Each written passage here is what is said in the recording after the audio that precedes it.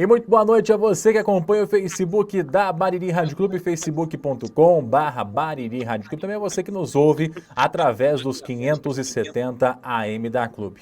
E nós estamos aqui nessa noite de quinta-feira para trazer para você um bate-papo bem bacana a respeito de psicológico, né? A parte emocional, a parte Oi? Acho cognitiva que da sua travou. cabeça, principalmente nessa Oi? época de quarentena. O pessoal tá meio maluco com o que tá fazer, como mexer, como não mexer, enfim. É muita doideira na cabeça da gente, né? E como evitar que essa doideira chegue e às vezes até extrapole os limites. Por isso nós vamos conversar com o Guilherme do Prado, é baririense, mora em Bauru hoje, ele é psicólogo, formado, também pós-graduado em terapia cognitivo-comportamental, atende no programa de apoio social da comunidade Bom Pastor e também faz atendimentos clínicos de psicólogo. E vai falar com a gente um pouquinho a respeito disso e também sobre outros assuntos também que vão ser bem bacanas. O bate-papo vai valer bastante a pena. Você que está aí sem fazer muita coisa agora à noite, acompanha aqui que você vai com certeza gostar bastante do bate-papo. Também você que está aí nos 570M, acompanha esse bate-papo aqui que vai ser bem legal com o Guilherme. Eu já vou dividir aqui a tela com ele para aproveitar e saudá-lo nessa noite aqui de quinta-feira. Boa noite, Gui. Um abraço. Obrigado por participar com a gente.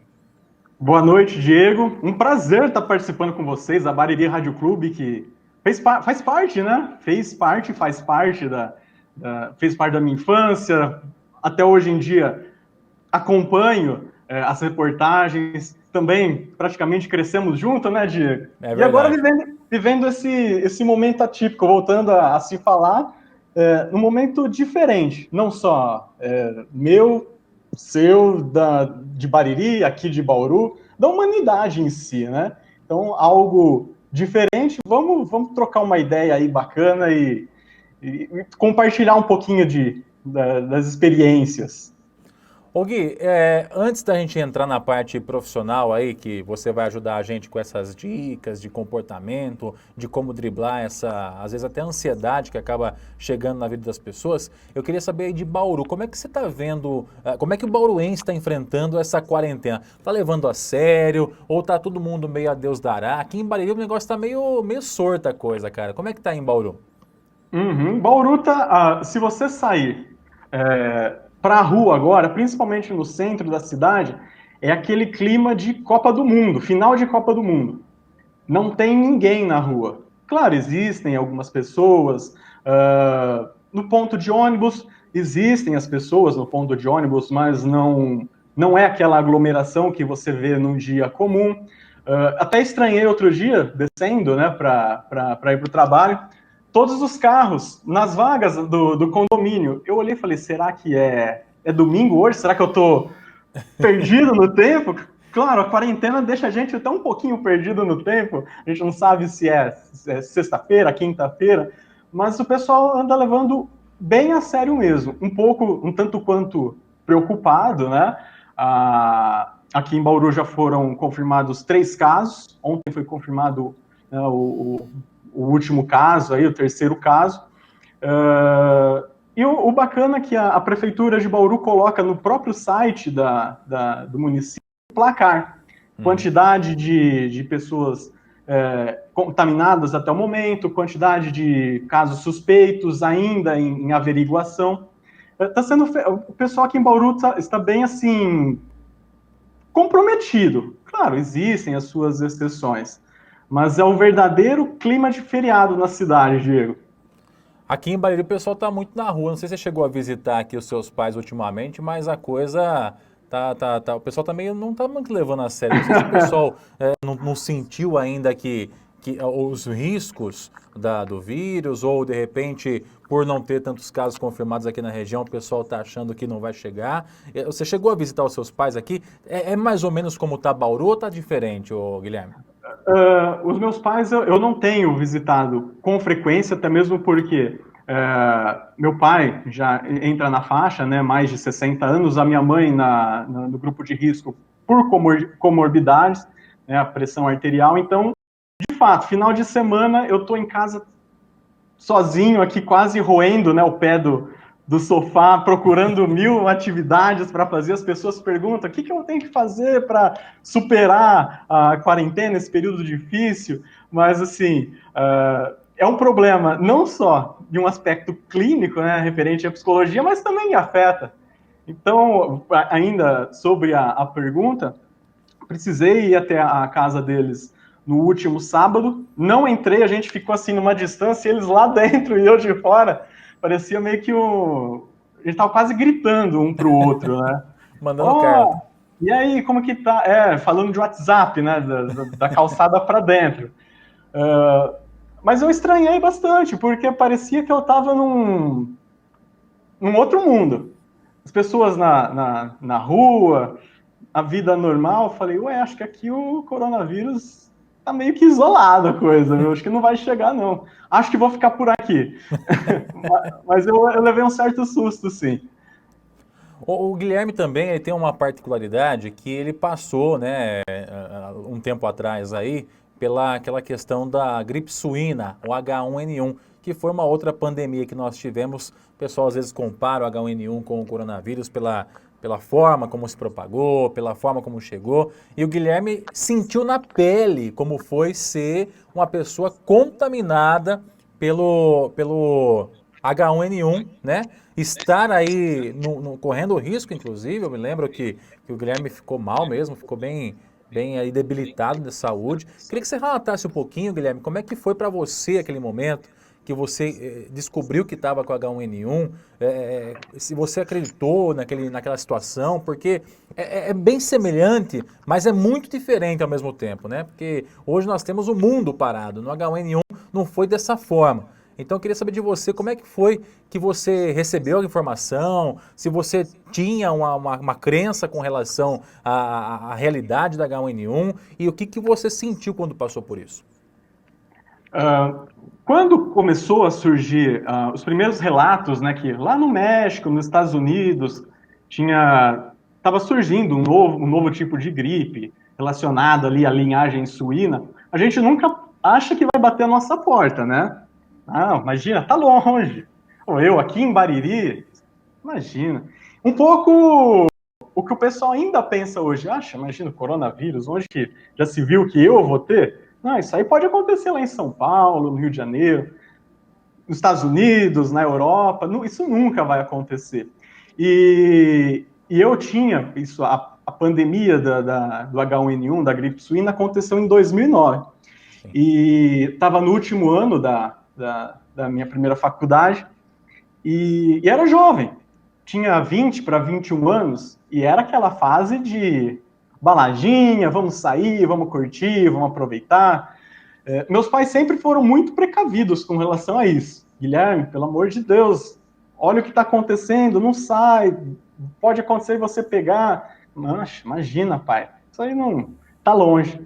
E eu me lembro que os primeiros relatos começaram a acontecer em junho, maio, junho. Para quem até gosta de futebol, os times do México na Libertadores de 2009 foram excluídos da Libertadores.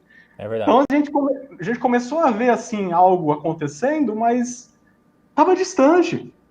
Em agosto, se eu não estiver enganado, julho, agosto, surgiu o primeiro caso no Brasil. Em agosto, as aulas eram para voltar normalmente. Em setembro, o feriado de 7 de setembro aconteceu numa segunda-feira. E eu me lembro bem que naquele final de semana, em Bariri, teve um baile à fantasia no Clube Umuarama. Não sei se ainda existe os bailes à fantasia, Sim. mas Por hora é suspenso. sim. Então eu me lembro que aquele final de semana, eu e meus amigos saímos na sexta-feira. No sábado a gente foi pro baile à fantasia. O domingo, que era a véspera de feriado, a gente foi até o pub em Jaú, que era o point do momento. Só que sem tomar nenhuma precaução, nada. Segunda-feira foi feriado, terça-feira normal. Fui trabalhar normalmente na terça-feira, na quarta-feira acordei também normalmente, bonitinho. Na época eu trabalhava no escritório Alfa. Acordei, fui trabalhar. Depois do almoço também fui naturalmente trabalhar, não estava sentindo nada. Início da tarde começa uma dor muito forte nas juntas, assim, parecia uma dor de fratura, luxação, era algo muito forte mesmo. Só que eu pensei, pô, deve ser algum cansaço, alguma coisa, não via a hora de ir embora para poder deitar. Final da tarde, começaram alguns espirros, uma tosse, eu falei, epa, acho que eu tô resfriando. E a coisa, ela ia muito rápido, ela evoluía muito rápido. Só sei que questão de meia hora foi o tempo de eu sair do trabalho, chegar em casa, eu já estava queimando de febre. E era uma febre assim, de 39, batia 40 e ela não abaixava. Então, eu via no rosto principalmente do meu pai, uma cara de preocupação, mas também ao mesmo tempo eu avisei. É o famoso eu avisei. Eu falei para você, e eu ainda falei, macha, pai, é só uma gripe, um resfriado, amanhã você vai ver, eu vou acordar bem. Só que o quadro, ele foi piorando, né? Não se falava, não se tinha ainda um tratamento específico, né, para a gripe suína, para o H1N1. Tanto é que, à época, eu não vou lembrar nomes, mas a gente tentou contato com o infectologista da cidade, ele estava num congresso, acredito que ele até estava estudando a respeito, né, dessa nova gripe que estava surgindo. Uhum. E minha mãe falou, pô, você passou até ontem, né, fazia 10 anos, aí com o Dr. Gonzaga, que era o pediatra, né, que me atendia à época, vamos até ele para ver o que ele fala. A gente foi, passamos por uma consulta e ele foi claro. Não tinha como saber se era uma gripe A, gripe C, gripe D, não tinha como saber até o momento. E a gente começou um tratamento de uma gripe, antibiótico, né, para baixar a febre, e fazendo todo aquele acompanhamento, porque a gripe suína ela tinha uma evolução muito grande. O quadro pneumonológico, não sei se eu estou falando certo.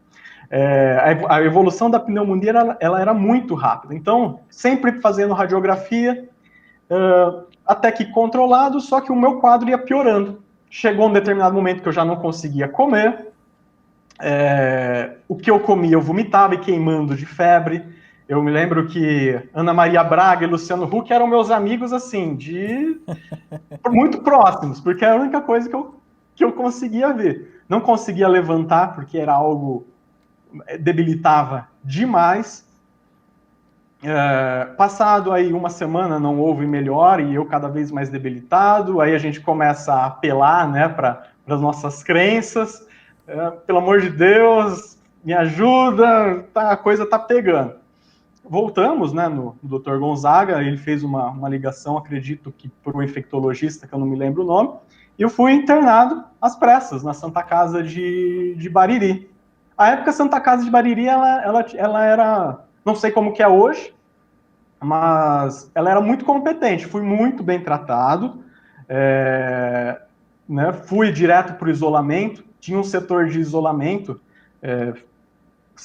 feito para isso, tinha uma pessoa de outras cidades, cidades de fora, as pessoas de fora vinham até Bariri, e aí fiquei internado, mas assim, como eu falei, a gente tinha noção, que o Tamiflu era um antiviral, que pudesse dar certo, mas não tinha uma vacina, um tratamento, né? A gente foi indo, eu me lembro... momento desse percurso aí, Gui, que vocês descobriram que era de fato o H1N1? Boa pergunta. Acredito que eu já estava uns 2, 3 dias internado no isolamento, lá na Santa Casa, e chegou o enfermeiro, né, para fazer o exame, a coleta do material. Eles fazem a coleta do material da garganta e do nariz. E pegou o material e levou embora. Referente à sua pergunta, que momento eu descobri que era o H1N1? Um mês depois que eu já estava trabalhando. Chegou o resultado. Demorou para ver, então. Demorou. Na Então eu verdade, demorou para soube. vir a confirmação, né? Vocês tinham a suspeita de que fosse, acho que o tratamento foi em cima Exa- disso também, né? Exatamente, exatamente. Então, assim, já fazia um certo tempo que eu já estava trabalhando. Minha mãe me liga e fala: Ó, chegou o presente aqui para você. De fato, você teve o H1N1. Então, aí eu fiquei um certo tempo internado na Santa Casa. Eu lembro que eu tomava, assim, doses cavalares de medicamento. Mas fui muito bem tratado. E depois dessa melhora, né, o próprio Dr. Gonzaga mesmo, Dr. Gonzaga Gerli, né, chegou e falou: não, ó, você já está bem, vamos continuar o tratamento, ficar em observação em casa. Então eu fiquei mais um tempo em quarentena em casa, até Quanto retornar tempo levou tudo isso? por em torno de um mês e pouco. Foi um mês Do, e pouco. do início da internação até a liberação. Do primeiro sintomas até a liberação para voltar para o trabalho mesmo, para o Entendi. trabalho, para as atividades da faculdade. Eu sei que é até interessante que as aulas foram suspensas em agosto, em setembro eu estava internado, eu fui voltar lá quase no final de outubro para entregar o TCC e acabar a faculdade. Então foi uma Foi. loucura, foi uma E loucura. você tinha noção de que pudesse pegar esse H1N1 e você achava que na verdade fosse um exagero os alertas que estavam sendo emitidos com relação ao H1N1? Enfim, eu queria que você falasse um pouquinho Sim. disso, desse sentimento que você teve de que estava longe, de que estava distante e quando viu, na verdade Uhum. estava dentro de você. Sim, sim. A gente, como até eu citei, na minha cabeça, até em maturidade, né, jovem quer sair, quer curtir. Eu não imaginava, não. Não imaginava que pudesse acontecer. Eu acreditava que em Bariri não iria acontecer. Bom, nós perdemos o sinal, mas já está restabelecido. Vamos botar de volta aqui o Guilherme com a gente na tela para que ele possa continuar falando. Ô Guilherme, você estava falando a respeito justamente desse momento aí que você, na verdade, não estava muito crente de que estava tão próximo assim a questão do H1N1. E depois que você teve esse contato, essa suspeita a princípio, depois a confirmação veio mais para frente, quando você já estava praticamente curado, né? Como é que foi esse sentimento para você na hora ali, né? Aquele, comigo não acontece. É o famoso comigo não acontece, né? Aquele negócio que a pessoa fala assim, tá longe, tá lá nos grandes centros, tá na China, tá na Europa, tá no Sim, México, aqui não chega, mas chega, né? chega. E foi um aprendizado, né? E acredito que é o mesmo que. É um aprendizado que a gente traz para o nosso dia a dia. Hoje a gente está vivendo uma situação até parecida, até entendo que um tanto quanto pior, né? O Covid ele se dissemina até com mais frequência. Uh, Caiu a ficha, rapaz. Caiu a ficha. Quando tudo começou, novamente parecia aquele cenário se repetindo, né? O mesmo filme. Ó, lá na China está acontecendo. Não, calma, vamos conter as emoções, Sim. vamos se cuidar, vamos evitar aglomerações, vamos tomar cuidado, e até mesmo porque é algo assim que eu prezo muito. Quando eu tive o H1N1, as pessoas que me ajudaram, que foram os meus pais, meu pai e minha mãe, hoje eles estão na zona de risco, no grupo de risco. Entendi. Então, é algo que eu preciso agora retribuir. Como? Ficando em casa, tendo a possibilidade, né, de ficar em casa. Vamos ficar, né? Vamos roer o pé do sofá aí? Vamos, mas vai passar.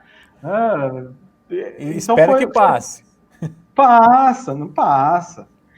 Eu costumo dizer, Diego, que dos grandes conflitos, das grandes dificuldades, surgem as mudanças, os pontos positivos.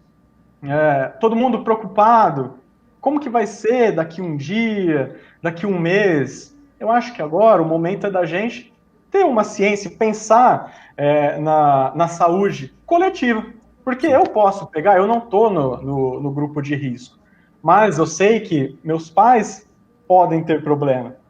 Eu sei que eu posso transmitir para você e você vai chegar em casa e vai ter seu filhotinho ali esperando por você. É. Então, é o momento da gente entender um pouco os significados da palavra amor, da palavra companheirismo, da palavra empatia. E quando eu digo assim, que é das grandes dificuldades, dos grandes conflitos que surgem, as grandes soluções, as mudanças na nossa vida, se eu te perguntar qual é a categoria de automobilismo mais segura hoje, uma das, acredito que seja a Fórmula 1. Sim. Por que isso aconteceu? Um final de semana, lá em 1994, teve um acidente grave com o Rubinho Barrichello. No sábado, houve a morte de um piloto chamado Ratzenberger. E no domingo, o Ayrton Senna. Foi trágico.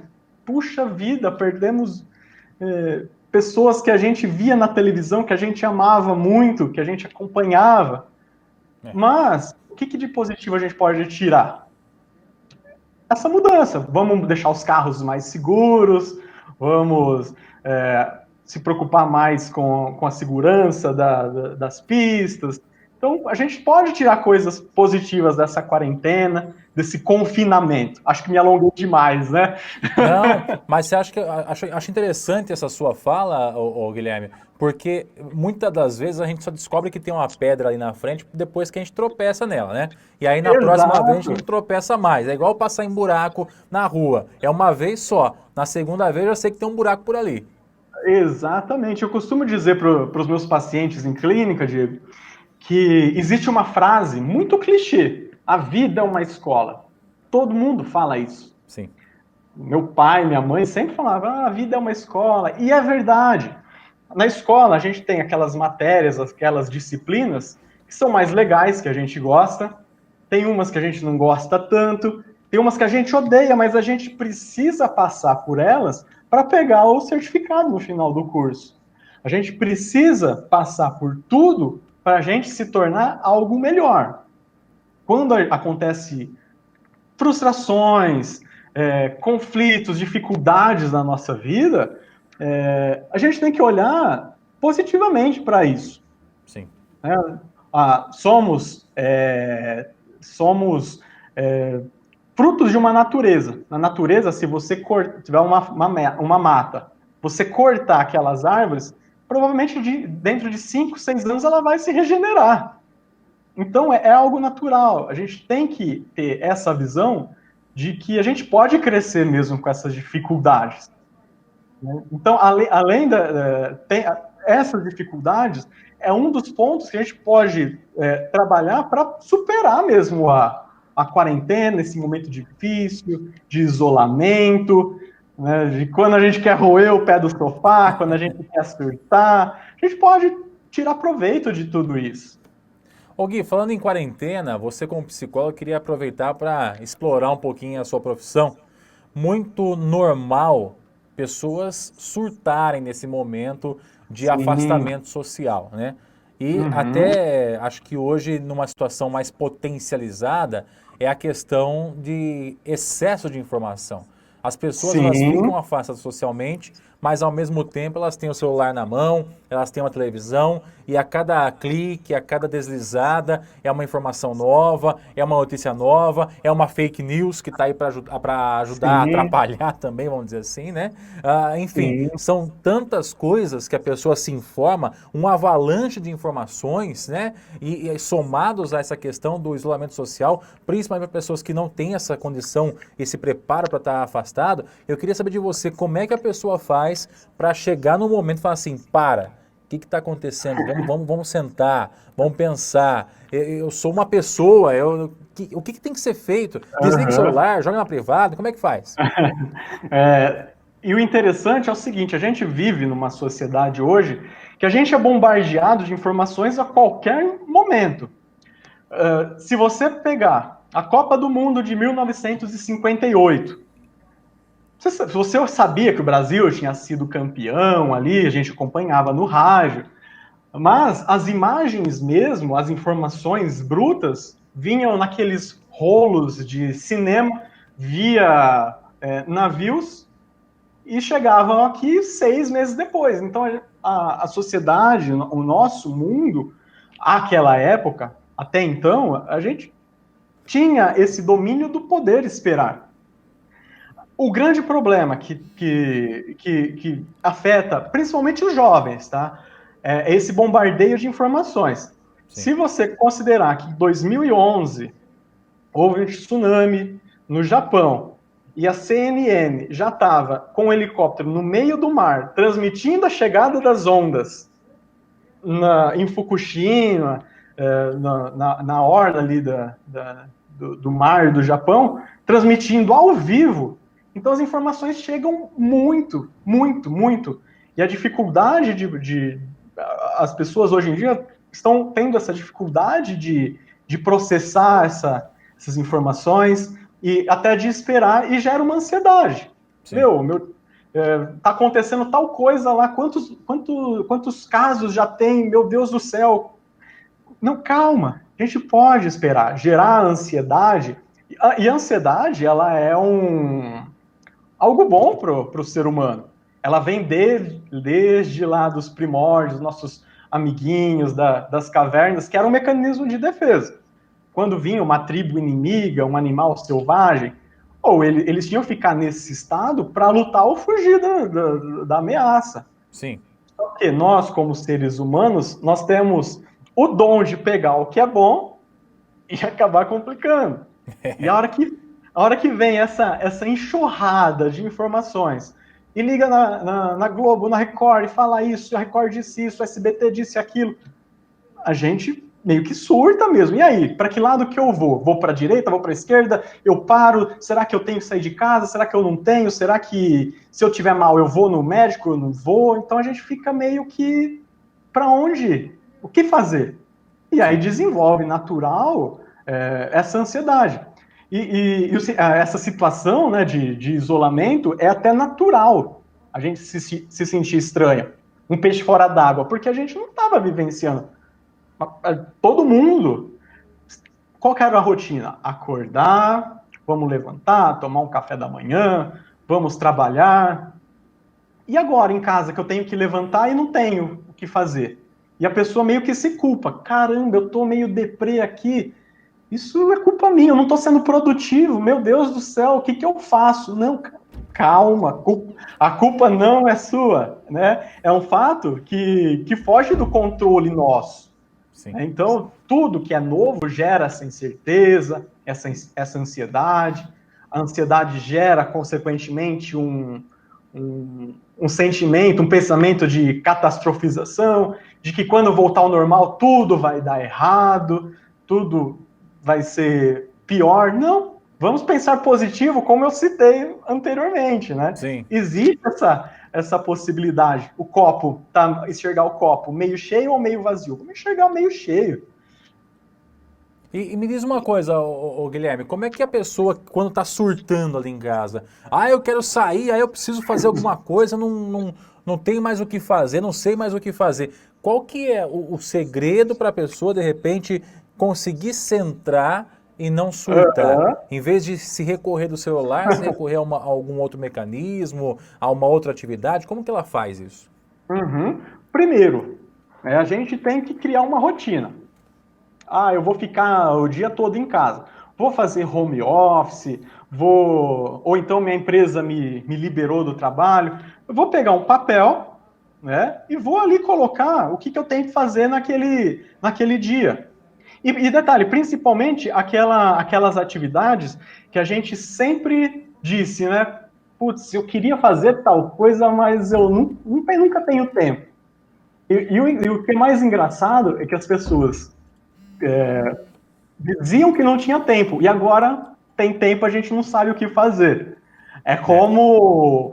Sabe o cachorro que corre atrás do carro, latindo, e a hora que o carro para, você não sabe o que fazer? Sei. A gente Estamos tá assim, né? Exatamente. Então, colocar ali atividades que eu sempre quis fazer, mas nunca. Um exercício físico.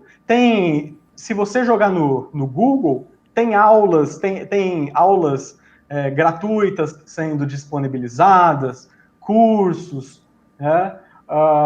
Como eu falei também, desliga a TV, vamos assistir um filme que a gente gosta.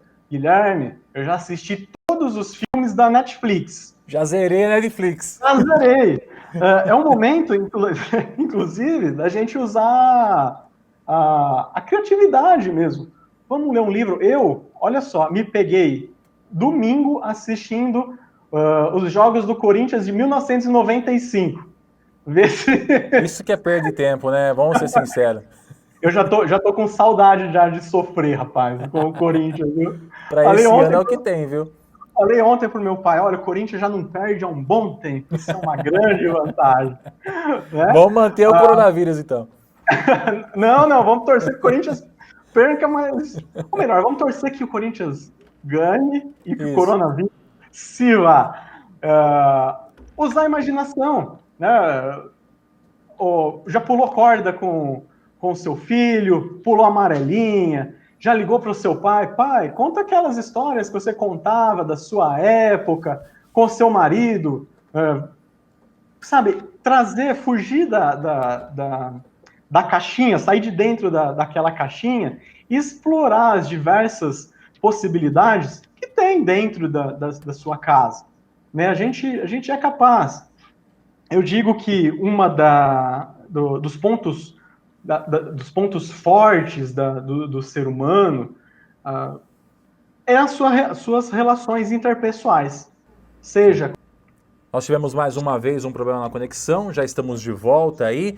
Ô Gui, você estava falando a respeito justamente dessa questão da depressão, que um dos sintomas pode ser combatido aí com essa relação social, né? Com a pessoa ter essa facilidade de se relacionar com as pessoas e criar alternativas. Você acha que, até aproveito já para emendar uma pergunta, depois que passar esse momento aí do coronavírus, que nós estamos sendo obrigados a ficar isolados, sem ir no barzinho com os amigos, sem ir na lanchonete, sem ir para balada, sem ir para o cinema, enfim, depois que passar essa onda, é possível que apareça uma onda, de repente, de pessoas que precisem de auxílio médico por conta de depressão, por conta de ansiedade excessiva? Nós teremos aí uma segunda onda de doença que não a do coronavírus? Eu acredito que sim, Diego. Muitas pessoas já me relataram essa dificuldade mesmo, níveis de ansiedade. Nossa, Guilherme, ontem eu não consegui dormir porque, nossa, estou pilhado, já não sei mais o que fazer. Eu acredito que essa é uma tendência, sim, né, de surgirem psicopatologias muito relacionadas a esses transtornos de humor e de ansiedade, sim. Então, eu, respondendo a sua pergunta, acredito que há essa possibilidade. E para evitar, é relacionamento com a família. Sim, eu até citava que esquecemos, né? Não só com a família, mas as pessoas que nós amamos, que estão próximos de nós e que a gente, de certa forma, tinha esquecido desses valores. As pessoas moram na mesma casa, uma família de 4, 5 pessoas, mas ao mesmo tempo moram sozinhas, porque chegam do trabalho, um vai para o quarto assistir o seu Netflix, outro vai para o outro quarto, para a sala, assistir sua novela, fica no celular. Então, essa proximidade mesmo eu tinha se esquecido.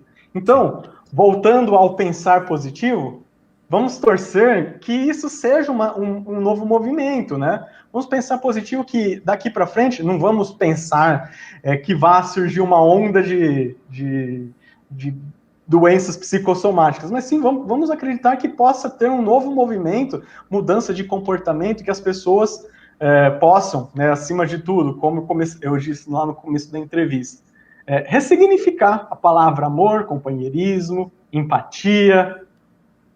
Eu confio muito, sou muito positivo. Então não precisa ficar entrando em parafuso que o mundo não vai acabar de uma hora para outra. Não vai. Já dizia, né, a Lulu Santos, né? Acho que é a Lulu Santos que fala como uma onda no mar, que vem como ondas. Né? Então, eu acredito que muito em breve a gente vai estar podendo... Vou aí para Bariri te dar um abraço, Venha. Tá vendo? Ó, faz tempo que a gente não se vê. Tá vendo? Precisa de algo atípico para a gente poder se ver, né, Diego? Aliás, venha pra cá que você vai estranhar como é que tá a rádio hoje, viu? A rádio tá totalmente diferente do que a gente Verdade. conhecia na época de fundo de granja aqui, viu, cara? Bacana, Tô que colocando o bacana. carregador na orelha. Ô Gui, eu queria agradecer sua participação, cara. Se tiver alguma coisa para acrescentar que você acha importante, fica à vontade. Caso Uhum. contrário, muito obrigado por esse bate-papo. Com certeza o pessoal que está em casa vai assimilar. Eu sei que às vezes é difícil você falar para uma pessoa, né? Ó, Hum. assimila aí, pô. Não é pra pirar, é difícil às vezes a pessoa entender isso e conseguir assimilar. É igual quando você fala para uma pessoa que está com febre, não fica com febre não, né? Mas É, é o remédio que a pessoa tem que tomar no caso da questão mental, né? Da questão psicológica, é justamente ações e o próprio força de vontade dele, acredito que seja isso mais ou sim. menos, né? E acima de tudo, Diego, é entender e buscar de fato. Ó, eu sou, como diz, suspeito a dizer, mas buscar mesmo uma terapia, buscar essa saúde mental, eu acredito que não há dinheiro no mundo que pague isso. Você ter a sua tranquilidade, de estar consciente de que tudo está em dia, tudo está ok, que eu estou com a minha consciência tranquila. Buscar essa terapia não é algo de louco, tá? Eu faço terapia, não sei, será que eu sou louco ou não? Dizem que psicólogos geralmente são um pouquinho doidos, né? Até Jornalista falta um também, para viu? jornalista também. Mas, e acima de tudo, nesse momento que a gente passa, não esquecer não dos nossos objetivos, das nossas metas, dos nossos sonhos. Vai passar essa dificuldade, vai passar, tem uma pedrinha ali no caminho, não vamos tropeçar nela não, se a gente tropeçar, vamos pegar ela e construir o nosso castelo, nossa fortaleza. Né? Então é essa a mensagem que eu tenho que passar para todo mundo, Diego. Obrigado, Gui, pela participação. Sucesso aí na sua profissão em Bauru. Sempre que vier para cá, assim que passar, é claro, a questão do coronavírus, passe aqui para dar um abraço na gente, viu? Com certeza, Diego. Eu que agradeço demais, demais a oportunidade. Foi muito bacana. Espero não ter me alongado muito, viu? Que quando o psicólogo começa a falar, Não, sai mas de o baixo. assunto exigia, pode ficar tranquila. Aliás, já aproveito para mandar um abraço para sua mãe e para seu pai aí, o pessoal que está na sintonia, viu? Eu mando um abraço para eles também, né? Que agora a nossa única possibilidade de estar se vendo é via aplicativos, Videoconferência. videoconferência, né, só por meios digitais mesmo. Tá certo. Mais uma vez, obrigado ao Guilherme aí do Prado que nos atendeu, falou com a gente nessa tarde, aliás, nessa noite já de quinta-feira. O Guilherme que é psicólogo, pós-graduando em terapia cognitivo-comportamental, atende no programa de apoio social da comunidade Bom Pastor e também faz atendimentos clínicos aí. Ele que nos deu essa forçona aí, até vamos dizer assim, testemunhos, né, do que vivenciou. Acho que com certeza foi enriquecedor. Mais uma vez, obrigado, Guilherme. Um abraço, viu? Eu que agradeço, Diego. Até mais.